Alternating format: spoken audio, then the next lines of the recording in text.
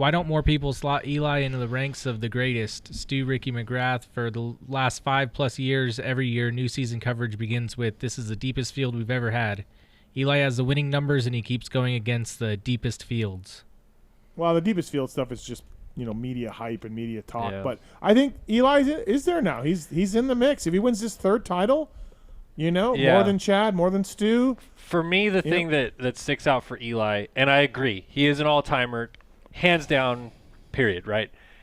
The difference is when you look at early careers for all those guys and win percentages, it's so different. I know it took Eli going through a couple injuries in his 450 career before it really started taking off.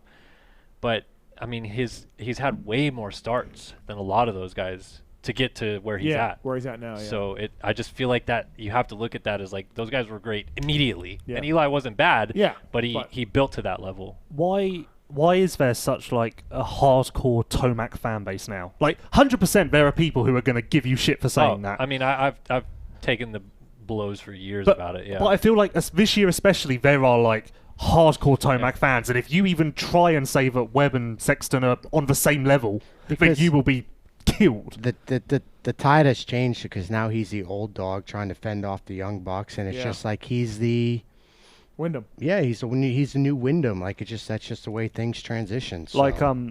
Like Webb has the best average finish this season. And I tweeted that or wrote it this week, and I got a DM earlier that was like an essay. Tomac has a better average finish across his entire career. How disrespectful of you to ignore that. I can't believe you'd come to America and just ignore out all. And it's like, fuck me. like that, yes, valid, but it's not really what I'm talking about, mate, is it? Like, calm the fuck down. Yeah, I mean, there's been many times over the years where I've said like, Eli's awesome, but, and then immediately you could just hear people just like. That's a better rant, because I swear to God, there are people who want this show to be.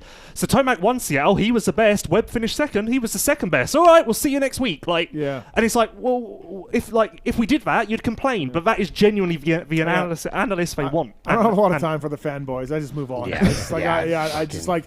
You're delusional, you're a fan, and that's, then whatever. Like, yeah. I mean, but what do you think about LA, that idea of, like, their win totals skyrocketed early, whereas Eli maybe is, like, bumping them in the back half of his career? I've said this on my show, like, a month ago. Like, he's in that realm, and I'm still having trouble wrapping my head on he's the second greatest supercrosser ever by the number.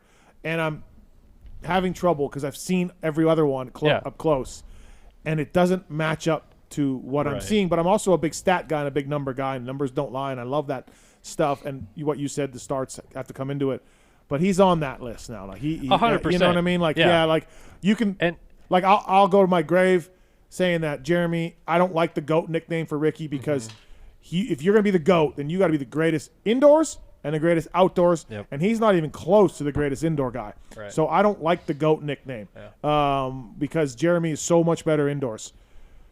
And that's where I'm at with that. So after Jeremy being the greatest indoors and Ricky being the greatest outdoors, we can start debating and breaking it down. And there's something to be said about Eli's longevity, which is, it's not easy others to do. have never done it. So that is also something you have to factor in. Yep.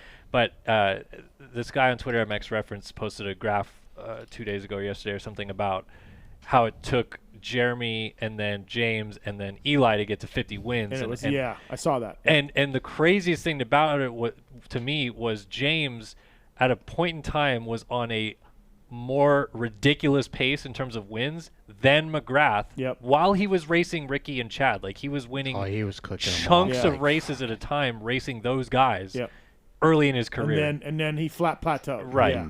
And that got on a Yamaha with the backwards motor.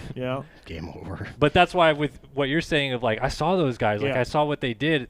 You agree. It's hard to comprehend that they're now on the same exact win total. Yep. I think the biggest, I'd say for me definitely, and probably Kellen, is like we're so close to what Tomac's doing now that it's not as, for lack of a better word, magical. Whereas for us, like the Stu Carmichael Reed era, we were like kids looking up to that. So subconsciously, we always hold that as this like nostalgic, magical era.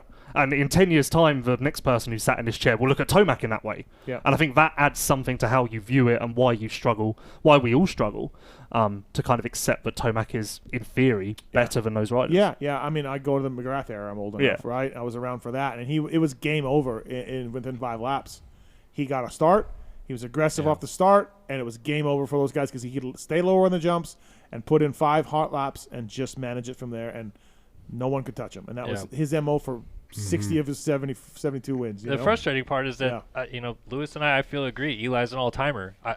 That could be the end of our sentence. Yeah. But the fact that we, like, break it down a little bit further, immediately people are like, your take sucks. And it's like, I still think Eli's awesome. He's amazing. We each had a great thing about Villapoto. When he was in here a few weeks ago, he gave it impassioned. Villapoto beat them all 4 times in a row and was done. You know what I mean? And he almost won the 2010 championship but tore his knee up, and he had his rookie year where he got fired late. Yeah. So he got fired late in his rookie year, caught fire. Then 2010 got hurt while tied for the lead, basically, and then won 4 in a row and then was out. Yeah, RV's the most underrated out of anybody on that top 7 record. And when he lined up against Dunge, he beat him. Yeah. You know, Dunge has Against better Stu, numbers. Beat them all. Well, what's weird about RV to me is that at the tail end of his career, I felt like Dunge was getting slighted really bad because it was like, Dunge sucks. And it's like, no, Dunge is just getting beat by an all-timer. And now that RV's been retired for 10 years, it's like... Dunge gaming his last title didn't help, right? He wasn't the fastest guy. Yeah. He was getting on the podium. Marv moved over. People remember that. 100%. But I more mean Dunge in like 14. Yeah. People were like, Dunge's terrible. And I'm like, no, he's pretty good. I don't know.